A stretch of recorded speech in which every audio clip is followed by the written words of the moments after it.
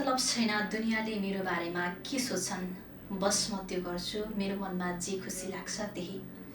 दर्शकवृन्द नमस्कार, कार्यक्रम स्वास्थ्य सरोकारमा आजको श्रृङ्खलामा यहाँलाई विशेष स्वागत छ। म युना गुरुङ।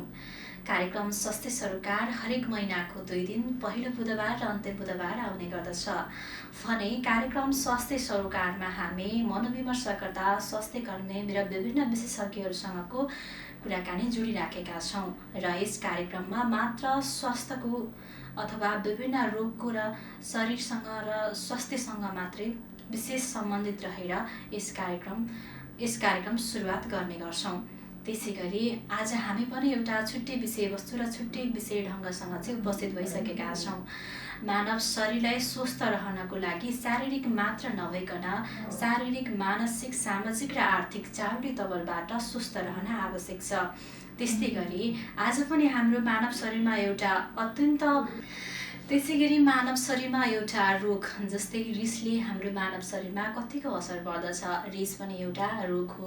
रिसले हामीलाई कतिखेर कहाँ पुर्याउँछ र कस्तो अवस्थामा पुर्याउँछ भन्ने कुरा कसैलाई पनि थाहा हुन सक्दैन। त्यसै गरी विभिन्न मानसिक तवरबाट अथवा सामाजिक तवरबाट स्वस्थ राख्नको लागि मनोविमर्शकर्ता यहाँदेखि मनोसामाजिक मनोविमर्शकर्ताको ठुलो भूमिका हुन्छ। मनोसामाजिक मनोविमर्शकर्तालाई विशेष गरी मनको साथी भनेर चिन्ने गरिन्छ। त्यसै गरी आज हामी माझ यिनै मनको साथीसँग चाहिँ मनकै कुराकानी गर्नको निमित्त राजन दुवाडी हामी माझ उपस्थित हुनुहुन्छ। उहाँ विगत लामो समयदेखि आइसिडिसी धादिङ नेपालमा कार्यरत रहनु भएको छ भने मनोसामाजिक क्षेत्रमा चाहिँ रहेर विगत 11 वर्षदेखि हालसम्म कार्यरत हुनुहुन्छ। आज हामी उहाँसँग रिसको बारेमा कुराकानी गर्नेछौँ। रिसकै बारेमा कुराकानी गर्दै मलाई एउटा छोटो कहानीको याद आएको छ। कुनै एउटा गाउँमा एउटा छोरा र बाबु बस्दथे। उनको एउटा आमा चाहिँ सानैमा निधन भएको थियो, जसको कारणले गर्दा छोराको माया मोह अथवा छोरालाई मायाको कमी हुन्छ भनेर चाहिँ उनको बाबुले दोस्रो विवाह गरेको हुँदैन। यसै क्रममा छोरा ठुलो हुँदै जान्छ, हुर्किँदै जान्छ र 20-21 वर्षको लड्के जवानको छोरा हुन्छ। यसै क्रममा उनी स्कुल पढ्ने, कलेज पढ्ने हुँदै जाँदा उनको सङ्गत आफूभन्दा ठुलो एजेड मान्छेसँग अथवा साथीसँग चाहिँ सङ्गत हुने गर्छ। साथी सङ्गतको कारणले गर्दा छोरा घरमा ढिलो आउने, खाना नखाने, बाबुसँग झर्किने, त्योभन्दा पनि धेरै ठुलो कुरामा चाहिँ रिस गर्ने गर्छ। सानो कुरामा पनि झर्किने, रिसाउने गर्छ। त्यो देखेर बाबुले एकदमै चिन्ता लाग्छ, किनकि उनले छोराको लागि नै आफ्नो भविष्य, सबै इच्छा, रहर, आकाङ्क्षाहरू त्यागिरहेको हुन्छ। यसै क्रममा उनको बाबुले एक दिन लाग्छ यो रिसलाई पनि कन्ट्रोल गर्न सकिन्छ, यो रिसलाई पनि हामीले त्याग्न सकिन्छ। रिस हाम्रो सबैभन्दा ठुलो रोग हो। रिसले हाम्रो शरीरमा हुनु कुनै पनि राम्रो कुरा होइन भनेर उनको बाबुको मनमा लाग्ने गर्छ र उनको बाबुले उनलाई चाहिँ छोरालाई सम्झाउने कोसिस गर्छ र एक दिन भन्छ, बाबु तिमी एक दिन मसँग चाहिँ आऊ, मसँग एक दिन समय निकालेर चाहिँ मसँग कुरा गर्ने गर भनेर उनको बाबुले उनको छोरालाई एउटा सानो रिक्वेस्ट गर्छ। छोरा पनि बाबुको एकदमै प्यारो थियो र बाबुले पनि के भन्न लागेको होला भनेर छोरा बाबुको एक दिन कुरा गर्छ र उनले भन्छ कि बाबु तिमी एकदमै धेरै रिसाउने गर्छौ। रिसाएको बेलामा तिमीले एउटा बिन्ती छ, एउटा सानो काम चाहिँ गरिदेऊ। तिमीलाई जतिखेर रिस उठ्छ नि, तिमीले घरको आफ्नो भित्तामा, कोठामा चाहिँ जतिखेर रिस उठ्छ त्यो रिस उठेको बेलामा चाहिँ एउटा काँटी ठोक्ने काम गर भनेर उनको बाबुले भन्छ र छोरालाई एकदमै हाँसो लाग्छ। ओहो, म रिसाएको बेलामा पनि घरमा काँटी ठोक्ने, यो कस्तो अनौठो कुरा गर्दै हुनुहुन्छ मेरो बाबाले भनेर उनको मनमा नै लाग्छ र त्यो काम छोराले भोलि बिहानदेखि निश्चित गर्छ। किनकि बाबु छोराको कुराकानी भइरहेको छ, त्यो बेलामा रिस उठ्छ र छोराले हिँड्दै जाँदा उसले जुन दिन रिस उठ्छ, जतिचोटि रिस उठ्छ त्यतिचोटि आफू सुत्ने कोठामा चाहिँ काँटी ठोक्ने काम गर्छ। यसरी काँटी ठोक्दै जाने क्रममा, रिस गर्दै जाने क्रममा एक दिन उनको कोठाभरि काँटी हुन्छ र उनलाई एक दिन झल्यास्स लाग्छ उनको कोठामा र कुनै शान्त भएर बस्दा कोठाभरि काँटी देख्दा उनलाई जेलमा बसेको जस्तो अनुभव हुन्छ र ओहो, मैले कति धेरै काँटी ठोकेछु, हेर त मसँग कति धेरै रिस रहेछ भनेर उनलाई पश्चाताप हुन्छ। मेरो बाबाले मेरो लागि चाहिँ मेरो रिस कति रहेछ भनेर जाँच्नको लागि चाहिँ मलाई यो उपाय दिनुभएको हो भनेर चाहिँ छोराको मनमा लाग्छ र बाबुले छिट्टै गएर भन्छ, बाबा मसँग कति धेरै रिस रहेछ, मैले यो पुरै काँटी ठोकी भ्याएँ, यो घर पुरै ठोकी भ्याएँ भनेर भन्दै गर्छ र छोरालाई भन्यो, ल हेर बाबु, तिमीलाई रिस उठ्दा तिम्रो रिसले त तिमीलाई केही पनि भएन, तिमीले एउटा मात्र काँटी ठोक्यौ, तर त्यो रिस सहने वरिपरिको व्यक्तिलाई, पारिवारिक व्यक्तिलाई, सामाजिक व्यक्तिलाई कतिको असर परेको रहेछ त। तिमीले काँटी ठोक्दा तिम्रो आफ्नो बल प्रयोग भयो, तिम्रो आफ्नो एउटा रिस गयो, तर त्यो काँटीको भित्तामा खोपिएको भित्ताहरूलाई त कति गाह्रो भयो होला, अरू देख्ने भोग्ने व्यक्तिलाई कति गाह्रो भयो होला, मलाई कति गाह्रो भयो होला भनेर उनलाई लाग्छ। र छोरा छाँगाबाट खसे जस्तै हुन्छ। र फेरि अर्को दिन भन्छ, तिमीलाई अब म यति भनिसकेपछि बाबा म अब रिस गर्दिनँ, म रिसाउँदिनँ भनेर उनलाई मनमा नै लाग्छ। र बाबुले भन्छ कि अब ठिक छ, तिमी रिसाउँदिनौ त भन्यौ, तर म तिम्रो कुरामा विश्वास मान्न सक्दिनँ। तिमीलाई जतिखेर रिस उठेर अब म रिसाउनु हुन्न भन्ने चाहिँ लाग्छ नि, त्यो बेलामा तिमीले भित्ताको काँटी चाहिँ निकाल्ने काम गर भनेर उनको बाबुले छोरालाई भन्ने गर्छ। र यसै क्रममा उनले भोलिपल्टदेखि रिस उठ्छ, तर पनि उसले आफूलाई कन्ट्रोल गर्छ। मैले रिसाउनुहुन्न, मैले रिसाउँदा मेरो बाबालाई असर पर्छ, मेरो साथीभाइलाई असर पर्छ, मेरो रिसले बाबाको मन कति दुख्छ भन्ने उनलाई लाग्दछ। यसै क्रममा उनले भोलिपल्टबाट त्यो काँटी निकाल्न सुरु गरे। र उनले त्यो काँटी ठोक्न जति बेर लागेको थियो नि, रिस देखाउन जति बेर लागेको थियो नि, त्यो काँटी निकाल्न उनलाई 1 महिनाभन्दा बढी लाग्यो। उसलाई चाहिँ रिसाएको रिसको दिनभन्दा रिस कन्ट्रोल गरेको दिन चाहिँ दोब्बर दिन लाग्यो। अनि उसलाई पनि मनमा नै लाग्यो कि ओहो, रिसाउन त छिनमा रिसाउँदो रहेछ, छिनमै रिस आउँदो रहेछ, छिनमै गाह्रो हुँदो रहेछ, तर रिसलाई कन्ट्रोल गर्न, यो रोगलाई चाहिँ निराकरण गर्नको लागि कति धेरै समय लाग्दो रहेछ भनेर उनलाई लाग्छ। र करिब 1-1.5 महिनापछि त्यो काँटी सबै निक्लिन्छ र भित्ताहरू सबै कोरिएर सबै उछिटिएको बाङ्गिएको फोहोर देख्छ। र उनको बाबुलाई भन्छ। अनि उनको बाबु कोठामा आइसकेपछि उनले छोरालाई भन्ने गर्छ, ओहो हेर त, तिमीले त रिसायौ, रिस देखायौ, तर यी भित्तामा खोपिएको काँटी अथवा तिमीले रिस देखाएको व्यक्तिहरूमा कति धेरै मन खिन्नता रहेछ, तिमीसँग कति धेरै गुनासो रहेछ, कति धेरै गाह्रो भएको होला मनमा चोट लाग्दा। भनिन्छ नि, शारीरिक चोटको घाउको चाहिँ मलम हुन्छ, तर मानसिक चोट र मनमा लागेको चोटको चाहिँ औषधि हुँदैन भनेर।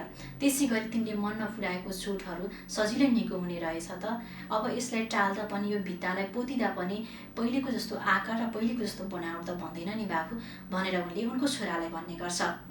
यसरी भन्दा उनको छोरा एकदमै धेरै आत्मग्लानि फिल हुन्छ, आफूले आफूलाई एकदमै लाज पस्दो, एकदमै आफूलाई गाह्रो भएको महसुस हुन्छ। मैले मेरो बाबुको लागि कति नराम्रो गरेको रहेछु, मैले यस्तो काम नगर्न पर्ने रहेछु भनेर चाहिँ उनलाई मनमा पश्चाताप हुन्छ। श्रोता मित्र, यो एउटा कहानी मात्र नभएर यो हाम्रो मानव शरीरमा आफसे आफ उत्पन्न हुने, हामीलाई कसैलाई देख्दा, कसैको प्रगति देख्दा, कसैको उन्नति देख्दा पक्कै पनि ईर्ष्या अथवा डाहा र कसैले केही गरेको देख्दा र आफूले मन नपर्ने चिज भन्दा र गर्दा हामीलाई पक्कै पनि रिस, डाहा र ईर्ष्या अवश्य हुने गर्छ। र हामीले यो पनि एउटा ईर्ष्या, डाहा र रिसलाई पनि हामीले कन्ट्रोल गर्न पर्छ। यसले हाम्रो जीवनमा एकदमै हानि पुर्याउने काम गर्छ। हो, आज हामी यिनै रिसले के काम गर्छ र रिस उठ्नुको कारणहरू के हो भनेर चाहिँ हामी आजको मनको साथी मनोविमर्शकर्ता राजन दुवाटीसँग कुराकानी गर्नेछौँ। कहानी भन्दा भन्दै हामी कार्यक्रममा चाहिँ उहाँलाई जोड्न अगाडितर्फ बढ्नेछौँ। यहाँलाई स्वागत छ कार्यक्रम स्वास्थ्य सरोकारमा। धन्यवाद मिस। यहाँको मनको अवस्था अथवा शारीरिक अवस्था कस्तो छ? शारीरिक रूपमा म एकदमै स्वस्थ छु, ठिक छु अहिले। मन त दैनिक जीवनमा चाहिँ आरोह अवरोहहरू भइरहन्छन्, कहिले तलमाथि भइरहेको नै हुन्छ। ठिक छु अहिले। हामी कहानी भन्ने क्रममा लामो समय नै गयौँ, सरासर हामी विषयवस्तुतर्फ अगाडि बढ्न चाहन्छौँ। मानसिक समस्याको रूपमा चाहिँ रिसलाई चाहिँ परिभाषित गर्दा कसरी गर्नुहुन्छ? विशेषतः हामीले मानसिक समस्याको रूपमा रिसलाई हेर्छौँ र त्यसमा चाहिँ हाम्रो मनको कुराहरू गर्छौँ हामी। जुन हाम्रो मन हुन्छ, मन भन्नाले हाम्रो सोचाइ, विचार, धारणा, संवेगहरू, त्यो चाहिँ त्यसको चाहिँ हाम्रो सिधै शरीरसँग सम्बन्ध हुन्छ र समाजसँग सम्बन्ध हुन्छ। यसको मतलब के हो भने हाम्रो मन, शरीर र समाज बिचको जुन तालमेल हुन्छ, त्यो तालमेल यदि मिल्यो भने त्यसलाई हामीले मनोसामाजिक सुस्वास्थ्यको रूपमा परिभाषित गर्छौँ भने त्यो मन, समाज र शरीर जब तालमेल मिल्दैन, त्यहाँ चाहिँ अप्ठ्यारो अवस्था आयो भने त्यसलाई हामी मानसिक समस्याको रूपमा हेर्छौँ। र यो रिस पनि अहिले हामीले जुन हजुरले भन्नुभएको छलफलमा पनि अहिलेको घटनाक्रममा पनि आइसकेको छ, रिस पनि एउटा मानसिक स्वास्थ्य समस्या हो। किन त भन्दा यसमा चाहिँ अहिलेको हजुरको उदाहरण लिएर हेर्ने हो भने त्यहाँ चाहिँ एउटा घटना घटेको छ। के घटेको छ भन्दाखेरि जो बालक थियो उसको आमाको मृत्यु भएको थियो, जुन स्वाभाविक थिएन र उसको बाबु उसले आमाको मायाबाट पाउनुपर्ने कुराहरू चाहिँ पाइरहेको थिएन। त्यो भएको कारणले गर्दा पनि उसलाई त्यो समस्या देखियो। त्यस्तै रिस हुनको लागि पनि त्यो एउटा भावनात्मक संवेग हो। त्यो रिस चाहिँ जो कोहीलाई पनि हुनसक्छ। रिस एउटा ऊर्जा पनि हो र त्यो दैनिक जीवनमा हामीलाई रिस उठ्नु स्वाभाविक पनि हो। रिसले गर्दा नै मान्छेलाई प्रतिस्पर्धा गराउनको लागि चाहिँ सहज बनाउँछ। जब मान्छेमा रिस उठ्छ, रिस उठिसकेपछि उसले चाहिँ अरू व्यक्तिहरूसँग प्रतिस्पर्धीहरूसँग चाहिँ उसले सामना गर्न सक्छ।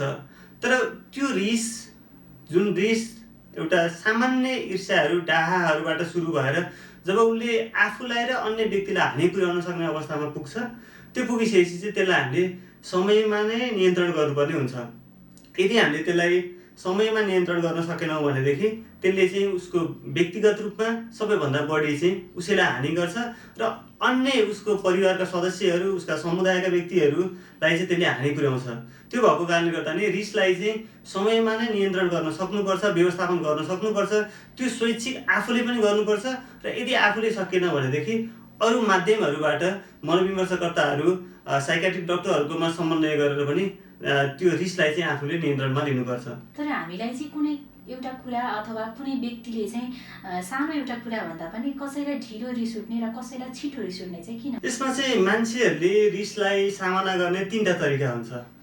एउटा चाहिँ मान्छेहरूलाई जब रिस उठ्छ, रिस उठिसकेपछि उनीहरूले चाहिँ त्यो दबाब दिने हुन्छ, त्यो रिसलाई चाहिँ व्यक्त गर्ने हुन्छ, उनीहरूले बाहिर चाहिँ ल्याइहाल्छन्। अर्को चाहिँ भनेको रिसलाई चाहिँ हेर्ने र त्यसलाई चाहिँ हेरेर मात्रै अगाडि बढ्ने हुन्छ भने अर्को चाहिँ रिसलाई चाहिँ के गर्छ, त्योबाट भाग्ने हुन्छ। 3टा तरिका भने मैले, एउटा रिसबाट भाग्ने, अर्को चाहिँ त्यसलाई तत्काल प्रतिक्रिया दिने र अर्को चाहिँ त्यो रिसलाई चाहिँ आत्मविश्वास दिने, उसले त्यसलाई चाहिँ ग्रहण गर्ने। जस्तो उदाहरणको लागि एउटा चाहिँ के भने रिसबाट तत्कालै रिसलाई चाहिँ आवेशमा आएर उसले व्यक्त गर्यो भने त्यसले उसलाई पनि हानि पुर्याउँछ र अर्को त्यो व्यक्तिलाई पनि हानि पुर्याइरहेको हुन्छ। जो व्यक्तिले चाहिँ रिस उठ्ने वातावरण त्यहाँ घटनाक्रम त्यो भइरहेको हुन्छ त्यसलाई चाहिँ उसले ग्रहण गर्न सकेर त्यसलाई केही समयको लागि मात्रै होल्ड गर्न सक्यो भनेदेखि उसले चाहिँ त्योबाट के हुन्छ, त्यो रिसलाई चाहिँ कन्ट्रोल गर्न सक्छ। त्यही भएर कतिपय मान्छे हामीलाई लाग्छ दैनिक जीवनमा हामीले भोग्दै आइरहेका छौँ, कोही मान्छेहरू जहिले पनि रिसाइरहेको जस्तो देखिने, ऊ चाहिँ एकदमै बढी पीडामा भएको जस्तो देखिने हुन्छ भने कोही मान्छे चाहिँ यो कस्तो राम्रो मान्छे, कति हँसिलो मान्छे भने जस्तो हुन्छ। त्यो चाहिँ किन हुन्छ भन्दाखेरि मान्छेलाई रिस उठ्नको लागि उसको मन स्वस्थ हुनुपर्छ। रिस नउठ्नको लागि मन स्वस्थ हुनुपर्छ, उसको शारीरिक स्वस्थ हुनुपर्छ। त्यो भयो भने मात्रै मान्छेले चाहिँ रिसलाई चाहिँ व्यवस्थापन गर्न सक्छ। तर यदि त्यो व्यक्तिको मनै स्वस्थ छैन, उसको पारिवारिक कलहहरू छ, झैझगडाहरू छ, होइन, उसलाई अप्ठ्यारो अवस्था छ। जस्तो उदाहरणको लागि भनौँ न, हामीलाई पनि के हुन्छ भने दैनिक जीवनमा भोको पेट छ भने हामीलाई बढी रिस उठ्छ। हामी यदि सुतेको छैनौँ, अनिद्रो छ भने हामीलाई रिस उठ्छ। सँगसँगै अब हामीलाई एकदमै थकाइ लागिरहेको छ, थाकेर आएका छौँ भनेदेखि हामीलाई रिस उठ्छ। र रिस उठ्नको लागि त्यही सामान्य कुराहरू हुन्छ जो हामीलाई स्वस्थ छैनौँ, हामी शरीरमा चाहिँ हामीलाई गाह्रो भइरहेको छ, हामी बिरामी छौँ। जब हामीलाई अस्वस्थ हुन्छौँ नि त्यो बेलामा हामीलाई बढी रिस उठिरहेको हुन्छ। हामीले समुदायमा नि भन्छौँ नि, यो वृद्धहरू भइसके पछाडि चाहिँ उनीहरूलाई चाहिँ बढी रिस उठ्ने, चुप्पो लाएर बसिदिनु नि भन्छौँ नि हामी। तर त्यस्तो हुँदैन। शरीर स्वस्थ भएन भनेदेखि शारीरिक समस्या छ भने पनि र मानसिक समस्या छ भने पनि त्यो व्यक्तिलाई के हुन्छ, रिस चाहिँ छिटो उठ्छ। र जो मान्छे स्वस्थ छ उसले चाहिँ सामना गर्न सक्छ, सामना गर्न सक्ने भइसकेपछि उसलाई रिस उठ्दैन। सर, हामीले भन्ने गर्छौँ नि एउटा सानो कुरामा पनि अरू मतलब भलाकुसारी भइरहेको बेलामा पनि कति धेरै रिस उठ्छ। मलाई त देख्दा पनि रिस उठ्छ, कसैको अनुहार देख्दा पनि रिस उठ्ने हुने गर्छ, होइन, कसैको बोलीले पनि रिस उठ्ने गर्छ, कसैको व्यावहारिक कुराले पनि रिस उठ्ने गर्छ। त्यस्तै क्रममा चाहिँ रिस उठ्दा मेरो गिदी खान्छ, दिमाग खान्छ भनेर भनिन्छ। यो रिसाएको बेलामा दिमागको अवस्था चाहिँ कस्तो हुन्छ हाम्रो? विशेष गरेर यो हामी जब रिसाउँछौँ, रिसाइसकेपछि हाम्रा धेरै शारीरिक प्रतिक्रियाहरू पनि आउँछन्। त्यसमा हाम्रो जुन हर्मोनहरू हुन्छ, हर्मोनहरू एकदमै छिटो हुन्छ। हाम्रो रक्तचाप चाहिँ एकदमै छिटो बढ्छ। हाम्रो श्वास प्रश्वास पनि के हुन्छ, एकदमै छिटो बढ्छ। जस्तो हामी जब शान्त हुन्छौँ, शान्त भएको बेलामा एकदमै कुल बसिरहेको बेलामा चाहिँ हाम्रो सामान्य तरिकाले चाहिँ श्वास प्रश्वास हुन्छ भने जब हामी रिसाउँछौँ रिसाइसकेपछि त्यो श्वास प्रश्वास पनि बढिरहेको हुन्छ र त्यसले हाम्रो सिधै मस्तिष्कमा चाहिँ असर गर्छ। र अहिले तथ्याङ्कले के भन्छ भने धेरै जसो हार्ट एट्याक भएर मृत्यु भएको मान्छेहरूको चाहिँ कज हेर्ने हो भने उहाँहरू चाहिँ रिसाउनु भएको, त्यो बेलामा चाहिँ रिसाउनु भएको, उहाँहरू चाहिँ अरू सामान्य मान्छेभन्दा 2 देखि 3% बढी चाहिँ उहाँहरू चाहिँ रिसाउनु भएको भन्ने तथ्याङ्कले पनि देखाउँछ। यसको मतलब के हो भने हाम्रा हर्मोनहरूले चाहिँ बढी छिटो चाहिँ गडबडी हुने, हर्मोनहरूमा गडबडी हुने, रक्त सञ्चार प्रणालीमा गडबड हुने, श्वास प्रश्वासमा एकदमै गडबड हुने र त्यो चाहिँ कतिपय व्यक्तिको चाहिँ त्यो बानीको रूपमा, ह्याबिटको रूपमा पनि हुन्छ भने कतिपयको चाहिँ त्यो तत्कालीन घटनाक्रमले त्यस्तो अवस्था सिर्जना गर्न सक्छ र उसले चाहिँ के सोच्छ भने मैले त्यो सामना गर्नको लागि, मैले देखाउनको लागि पनि मैले चाहिँ रिसाएको अनुभव गर्नुपर्छ, रिसाएको जस्तो गर्नुपर्छ भन्ने एउटा हुन्छ भने अर्को चाहिँ उसको नियन्त्रणभन्दा बाहिर गइसकेको हुन्छ। यदि उसले त्यो बार जहिले पनि उसलाई जुनसुकै समयमा पनि सामान्य कुराहरूले पनि उसलाई रिस उठ्छ भनेदेखि चाहिँ त्यो चाहिँ मनोविमर्शकर्तामा या स्वास्थ्य कर्मीकोमा चाहिँ रिफर गर्नुपर्ने हुन्छ। उसलाई चाहिँ अरू व्यक्तिको थप सहायता आवश्यक छ भन्ने बुझिन्छ। रिसले चाहिँ हामीलाई शारीरिक मात्र नभइकन पारिवारिक कुरामा पनि असर पारिराखेको हुन्छ। खुद हामीलाई शारीरिक, भावनात्मक र आफ्नो सबै कुरा प्रतिभाहरू बाहिर प्रस्फुटन गर्न पनि सकिराखेको हुँदैन। यसै गरी हामीलाई चाहिँ रिसले चाहिँ शारीरिक, मानसिक र पारिवारिकमा चाहिँ के असरहरू पुर्याउने गर्छ? विशेष त अहिले पनि हामीले जोडिसक्यौँ। जस्तो मानसिक रूपमा उसको स्मरण शक्ति कम हुन्छ, उसले सकारात्मक कुराहरू सोच्न सक्दैन, उसले रचनात्मक कार्यहरू गर्न सक्दैन, मानसिक रूपमा ऊ त्यसरी हुन्छ भने शारीरिक रूपमा अहिले पनि हामीले जोडौँ त्यो हृदयघातका कुराहरू, उच्च रक्तचापका कुराहरू, अन्य शरीरसँग सम्बन्धित रोगहरू देखिन सक्छ भने पारिवारिक रूपमा उसको बेमेलको अवस्था सिर्जना हुन्छ। हामीले दैनिक घटनाहरू हेरिरहेछौँ, देखिरहेछौँ।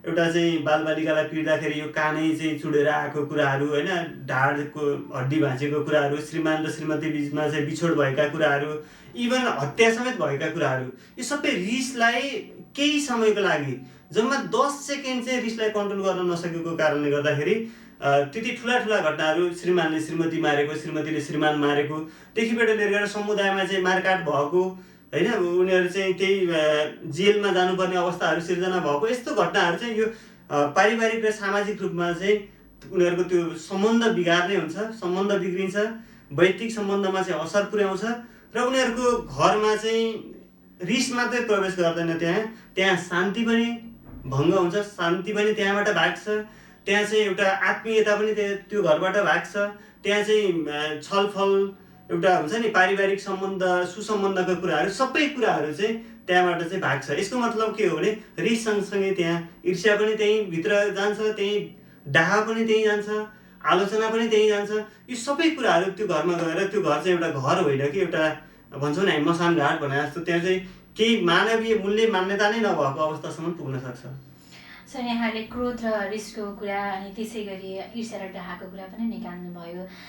यसै कुरामा चाहिँ हामीलाई कसैको उन्नति अथवा कसैको प्रगति आफूभन्दा केही माथि भएर आफू उठेको देख्दा आफूले त्यही लेभलमा, हामी एउटा सेम लेभलमा हुँदा पनि र त्यही लेभलबाट आफूभन्दा आफ्नो साथी अथवा नजिकको व्यक्ति त्योभन्दा माथिल्लो स्तरमा उठ्दाखेरि हामीलाई रिस उठ्छ, डाहा हुन्छ, ईर्ष्या हुन्छ। त्यो हामीलाई चाहिँ किन हुन्छ सर? सुरुमा यस्तो छ, यो मान्छेको अहिले एउटा सामान्य मान्छेहरू हामीले हेऱ्यौँ भने अहिले विश्व नै एउटा मोबाइलमा, एउटा ल्यापटपमा चाहिँ केन्द्रीकृत भइसकेको छ। हामीले हेऱ्यौँ भने हामी आफैलाई, हामी सामान्य बच्चा अवस्थामा एउटा सानो गुडियाले 5 रुपियाँले हामी एकदमै खुसी हुन्थ्यौँ भने अहिले त्यो अवस्था हामीमा छैन।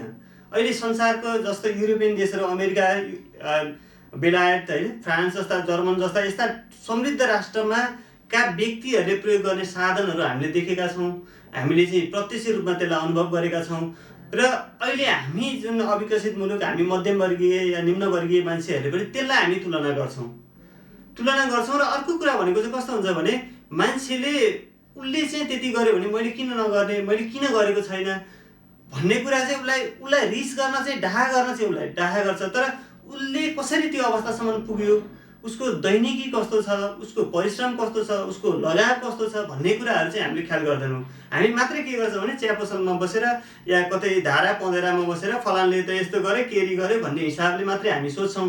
तर उसले चाहिँ त्यो अवस्थामा पुग्नको लागि धेरै प्रगतिहरू गरेको हुनसक्छ र यो जिन्दगी एउटा यात्रा भनिन्छ, होइन। जस्तो तपाईँलाई म एउटा उदाहरण दिन्छु। जस्तो 2जना परिवार, फ्यामिली चाहिँ एउटा बिदा मनाउनको लागि भनेर चाहिँ 2टा कार लिएर जाँदै हुनुहुन्थ्यो। उहाँहरू जाँदाखेरि एकदमै आनन्दले एउटै ठाउँमा जाँदै हुनुहुन्थ्यो। 4-5 घन्टा लाग्थ्यो त्यहाँ जानको लागि। त्यहाँ जाने क्रममा उहाँहरू पारिवारिक रूपमा गीतहरू बजाउँदै खानेकुराहरू खाँदै आनन्दताले त्यसरी जाँदै हुनुहुन्थ्यो। तर पछिल्लो जुन ट्याक्सी गाडीको ड्राइभरले के सोच्नुभयो भने, त्यो जुन मालिक हुनुहुन्थ्यो उहाँले के सोच्नुभयो भने अघिल्लो गाडीभन्दा म अगाडि जान्छु भनेर सोच्नुभयो। त्यो भन्नासाथ त्यहाँ के भयो भन्दाखेरि त्यहाँ गीत बजाउने कुराहरू पनि रोकियो, त्यहाँ चाहिँ खानेकुराहरू पनि रोक्यो। कसरी चाहिँ त्यो गाडीलाई चाहिँ ओभरटेक गर्ने, मैले कसरी अगाडि जाने भन्ने हुँदै गइसके पछाडि उसले चाहिँ अब रातो बत्ती बल्दा पनि गाडी कुदाइरहे, स्पिड पनि बढी गरे, रङ साइडबाट ओभरटेक पनि गरिरहे र गरिरहे। तर पनि उनले सकेनन्, किनभने उनीहरूको क्षमता फरक थियो। पहिलो गाडीको अलि बढी महँगो गाडी, अलि बढी क्षमता भएको इन्जिन भएको गाडी थियो। भनेको मतलब के हो भने जिन्दगी यात्रा हो, सँगै 4 घन्टामा पुगिन्थ्यो त्यो ठाउँमा। तर सोचियो के बाटामा भन्दाखेरि म त्यो गाडीभन्दा अगाडि जान्छु भन्दाखेरिमा चाहिँ के भयो, उसको पारिवारिक जुन सम्बन्ध, जुन हिसाबले चाहिँ ऊ अगाडि जान लागिरहेको थियो, एउटा गीत बजाउँदै खानेकुराहरू खाँदै परिवारमा चाहिँ घुलमिल हुँदै जाने कुराहरूमा चाहिँ के भयो, त्यहाँ अवरोध भयो। भनेको के हो भने हाम्रो यात्रा जिन्दगीमा एउटा यात्रा हो। त्यो यात्रामा चाहिँ हिँड्ने क्रममा चाहिँ केही सानो कुराले पनि हाम्रो मनमा चाहिँ यदि नेगेटिभ थट ल्याइदियो भनेदेखि चाहिँ त्योबाट हामी डिस्ट्रोयड हुन्छौँ र हामी के गर्छौँ भने गन्तव्यसम्म त पुगौँला, तर जुन उद्देश्यले गएको हो त्यसरी पुग्दैन। त्यो भएको कारणले गर्दाखेरि ईर्ष्या र डाहा मानवीय स्वभाव अलिअलि हुन्छ र त्यसलाई चाहिँ त्यो डाहा ईर्ष्या गर्नुभन्दा पनि आफ्नो कामतिर ध्यान दिने, आफ्नो दैनिकीलाई परिवर्तन गर्ने।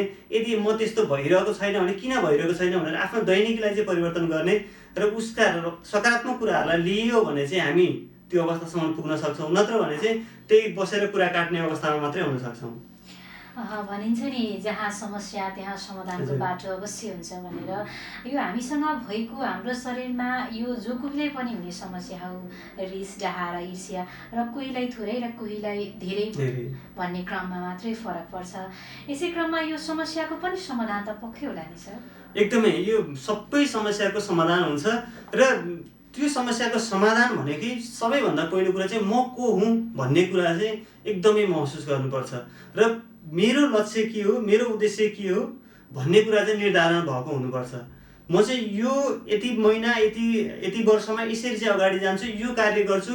यदि त्यसमा असफल, मैले अघि दिएको उदाहरणमा जस्तै त्यहाँ कुनै अवरोध आयो, त्यहाँ कहीँ चाहिँ बाधा आयो भने म त्यसलाई यसरी समस्याको समाधान गर्छु भन्ने हिसाबले चाहिँ लाग्नुपर्छ। कति पहल गरिरहनु भएको छ, कति चाहिँ त्यसमा चाहिँ निरन्तरता दिइरहनु भएको छ भन्ने कुराले महत्त्वपूर्ण भूमिका खेल्छ। यसको लागि नै पनि तपाईँलाई यदि त्यस्तो कसैलाई, दर्शकहरूलाई त्यस्तो गाह्रो भएको छ भने काउन्सिलरकोमा भेटेर यदि सहजीकरण गर्ने, उहाँहरूसँग सेसनमा बस्नेहरू पनि धेरै आइडियाहरू आउँछ। किनभने तपाईँलाई चाहिँ के लाग्न सक्छ भने यही मात्रै हो मेरो विकल्प भन्ने लाग्न सक्छ, मैले अरू केही पनि छैन भन्ने लाग्न सक्छ। जोसुकै मान्छेलाई पनि जुनसुकै समस्या हुँदाखेरि चाहिँ मलाई मात्रै यस्तो भएको हो, अरूलाई त एकदम राम्रो छ, अरूको राम्रो छ भन्ने भइरहेको हुन्छ। तपाईँलाई उदाहरणको लागि म भन्छु, सन्तुष्टि भन्ने कुरा के हो र यो ईर्ष्या डाहा किन हुँदैन। पछिल्लो उदाहरणलाई हेरौँ, बिल गेट्सको चाहिँ डिभोर्स भयो। अब हामीले सोच्छौँ ओहो त्यत्रो धनी, विश्वकै धनी मान्छे होइन, त्यस्तो श्रीमती किन त्यस्तो भयो होला भन्ने लाग्न सक्छ। अहिले पनि हाम्रो नेपालमा धेरै हेर्ने हो भने वैदेशिक रोजगारीमा हुनेहरूका अन्तर्कलहका कुराहरू सँगै हुँदाखेरि एकदमै अहिले धेरैवटा केसहरू हेऱ्यौँ भने जो सम्पन्न परिवारका छन्, जो आर्थिक रूपमा चाहिँ एकदमै सबल छन्, त्यस्ता परिवारहरू चाहिँ अहिले जुन डिभोर्सका कुराहरू, घटनाहरू एकदमै बढी आइरहेको छ। हामीले उदाहरणीय रूपमा हेर्ने कलाकारहरू हेरौँ होइन, यो फिल्मी लाइनका, गीत सङ्गीत लाइनका कतिपय मान्छेहरूको पीडा हामीले हेर्छौँ। टेलिभिजन, पत्र पत्रिकामा धारण गरेर अगाडि बढ्नुपर्छ, तर अरूको रिस, डाहा, ईर्ष्या गरेर मात्रै चाहिँ जिन्दगीमा आफू चाहिँ तल झरिन्छ, तर अरूको चाहिँ प्रगति भइरहेको हेर्न मात्रै पर्छ। हामी कार्यक्रमको अन्तिममा आइसकेका छौँ। यसै गरी मैले केही सोध्न छुटेका र तपाईँलाई केही भन्न मन लागेका कुराहरू चाहिँ व्यक्त गर्न सक्नुहुनेछ? एकदमै धन्यवाद मिस। अब यो हामीले रिसको कुराहरू धेरै गऱ्यौँ र हाम्रो मूल्याङ्कनको कुराहरू पनि धेरै गऱ्यौँ। यसमा चाहिँ हामीले विशेष गरेर यदि रिसलाई कसरी आफैलाई कन्ट्रोल गर्ने, त सिधै मनोविमर्शकर्ता या साइकेट्रिककोमा जानु नपर्न पनि सक्छ। यदि तपाईँलाई सुरुको अवस्थामा त्यस्तो अवस्थाहरू छ भने आफैले सहजै रूपमा गर्न सक्ने केही टिप्सहरू छ र त्यो चाहिँ म एउटा-दुईवटा यहाँ बिचमा चाहिँ राख्न चाहन्छु।